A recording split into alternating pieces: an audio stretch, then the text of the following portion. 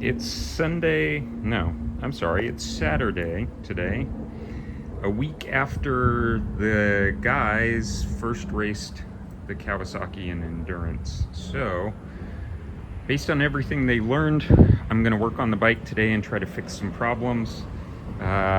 Big kudos for them for putting the exhaust system on the bike before the race. The problem was the old exhaust system was touching down and scraping, limiting how far they could lean it over. So that was a big investment on their part to make the bike better for racing. What we learned during the race, unfortunately, is that the transmission is horrible. It will not stay in third gear, will not downshift correctly to second. So the point of today is to take the cover off and see if we can fix the transmission. I'm going to do that by taking out the clutch basket and putting in a ball bearing detent arm. I'll show you what that looks like when we get to it. But for now, we got to take the bike apart. I don't want to drain the oil yet. Part of this is going to be to change the oil.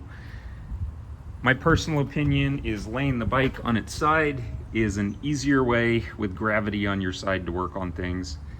It is supported by the foot peg. It's just laying on its side, wheel off the ground. It's not leaking anything. When I take the cover off, all the oil will stay inside the engine. So I need to take the foot peg off. 2 bolts here, pops right off. And then I may need to, no, when that comes off, that will take the brake lever off too. So I got a shot to get the cover off. That's the first step here. We're doing the hard things first and we'll do the easy things last. There are other things to address on the bike, but number one is the transmission.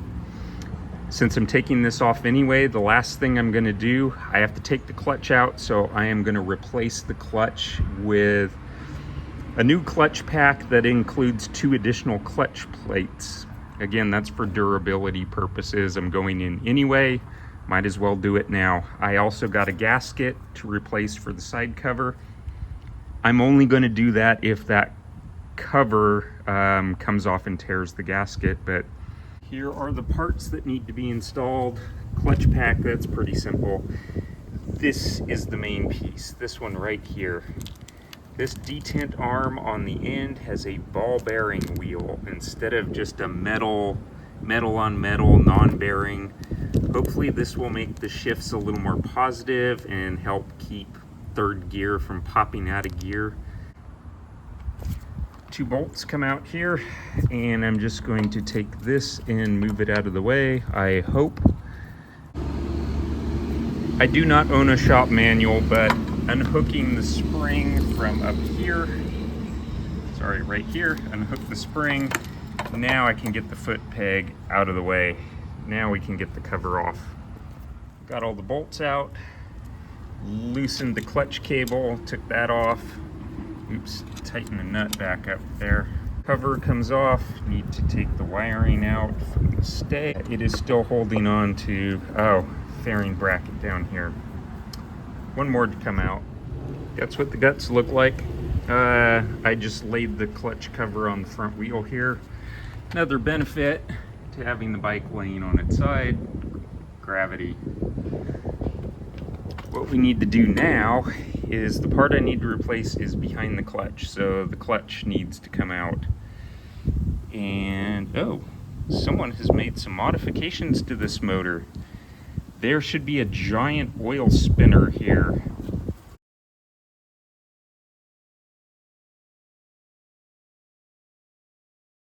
It's been removed, so that is a bit of a surprise. The other comment I was going to make here is ordinarily you have to remove this nut to take the oil spinner off because it blocks the clutch from coming out. This makes my job easier because that's not there. Fundamentally, do I care? No, I don't care. This is a race bike.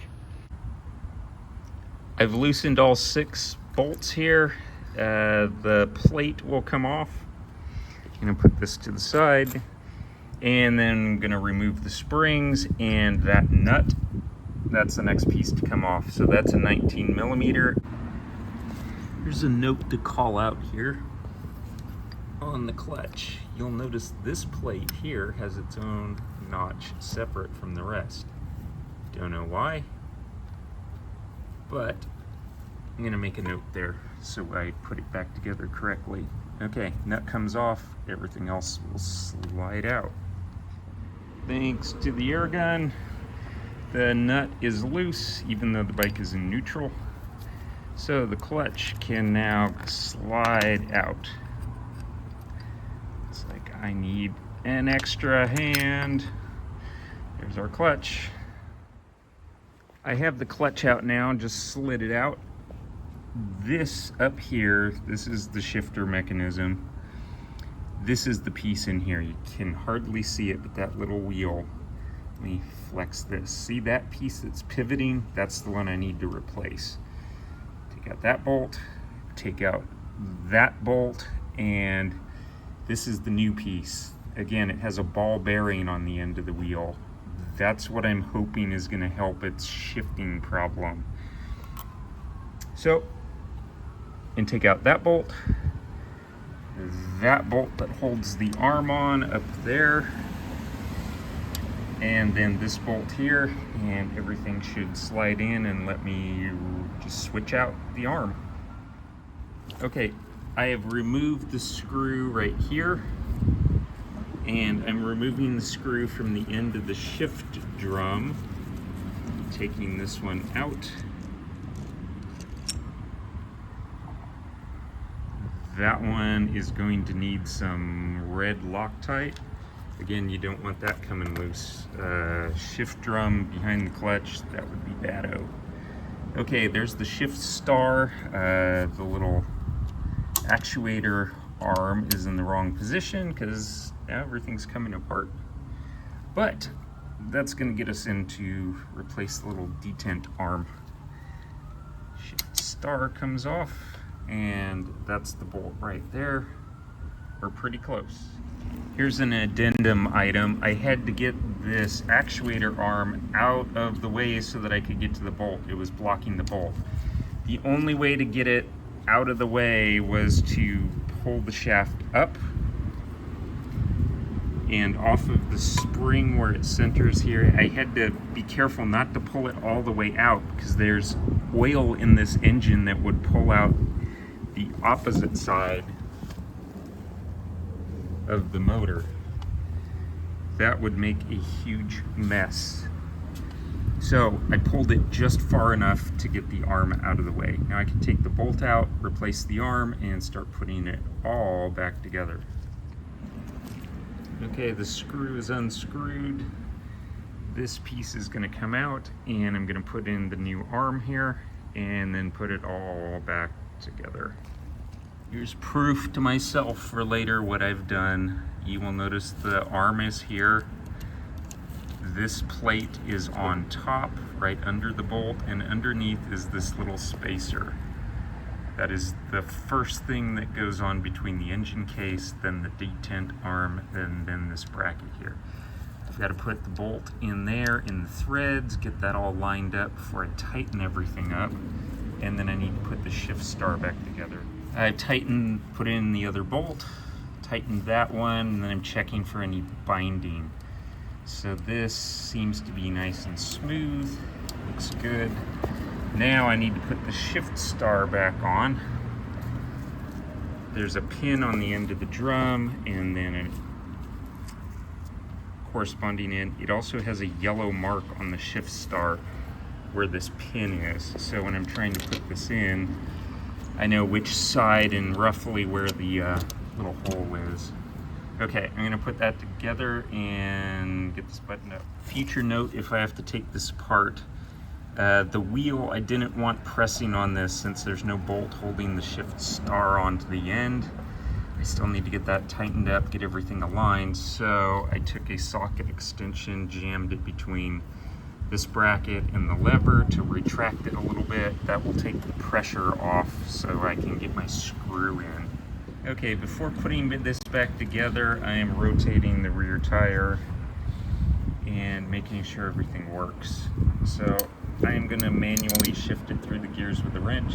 See the detent arm move. Oops. Click. Turn everything. Click. You can see the detent arm move when I do that. See the right down here, the ball bearing, that arm right there. I think that's 4th gear. Rotate the wheel. Okay. Transmission's turning. See the gears in the transmission rotating. Okay. Let's see if I can get this back. Click, click. It's only a 4-speed. Okay. Take that out. Time to put the clutch back on. Okay, another hour down. So I've been working on this about hour and a half at this point, getting everything done. I've replaced the clutch plates, the JI marking. Again, the top one is offset because it has this little recess here. All the other plates are marked facing up, stacked in the same slot. Clutch is back in. I need to put the nut back on. Then I will put the clutch springs back on, and then the lifter plate will be bolted down with the 6 screws. By the way, Grom only has 3 screws for the lifter plate. This one has 6. That's another difference. Okay, clutch springs that came with the plates are installed. I'm going to say I would not do this clutch replacement. It was not a good idea. I thought this included an additional 2 clutch plates. It did not. This is the same number of clutch plates as the stock clutch. It's essentially no different than the stock clutch. The stock clutch didn't have a problem, so this is a waste of money. But I already have the parts. I'm putting them in. I guess the stiffer springs may help carry a little more load, but that would be the only benefit. But it's a stock bike. It doesn't need it. It's a waste of money, in my opinion. I'm running out of daylight here. So I put the clutch plate back on, put the cover back on, put the screws in, reattached the clutch cable. That's it for the engine. I need to start it up, make sure it runs. Then I need to change the oil. I was gonna put new oil in, see if that helps with the shifting. So I'm gonna stand the bike back up and get it back upright. To the other side of the bike, I put the new shorter gear lever on. I need to get the foot peg back in place. So I will do that and go ride it around. Here's the final bit from tonight. I'm out of light. I have to stop. I've reattached the new gear shifter. It's shorter, actually, compared to my foot. Seems to be about the right length now, so that's an improvement. The old one was way too long. I've also changed the handlebar perch. This is from a Grom, using a Grom lever. It's a flip up, makes it easier to load in the truck with tie downs, etc. That is done. Handlebar clamps. This was a major accomplishment for today. These Pro Taper risers just lift these straight up. Simpler clamps here. I can get to the bolts, and then I have a flat surface that I plan to make a lap timer mount for. That's what was missing there, convenience and simplicity. They're a little bit lower, but when I turn the handlebars side to side, they still clear, so that's good. The other risers were even higher, so these bars are even lower. That may not be to anyone else's taste. That's what I have for the moment. And then I finished putting the clutch in. That's finished.